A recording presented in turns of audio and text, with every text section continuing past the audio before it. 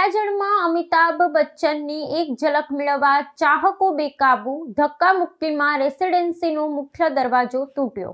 સુરત મહાનગરના અડાજણ વિસ્તારમાં આવેલી કાશા Riviera residency ખાતે બોલિવૂડના મહાનાયક અમિતાભ બચ્ચનની ઉપસ્થિતિને પગલે ભારે અફરાતફરીનો માહોલ સર્જાયો હતો.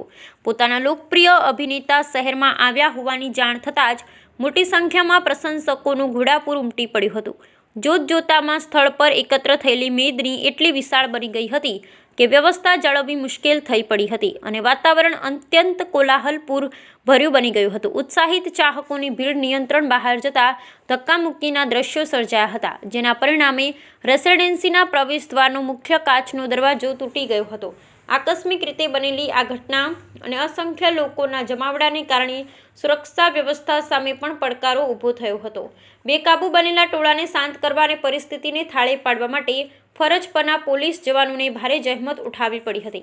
પરિસ્થિતિની ગંભીરતા પારખીને સુરક્ષા કર્મીઓને તાત્કાલિક ધોરણે કાર્યવાહી હાથ ધરવી હતી. ભારે ભીડ અને અવ્યવસ્થા વચ્ચેથી અમિતાભ બચ્ચનને સુરક્ષિત રીતે બહાર કાઢવામાં આવ્યા હતા અને પોલીસના કડક જાપ્તા હેઠળ તુરંત જ હોટલ તરફ રવાના કરી દેવામાં આવ્યા હતા.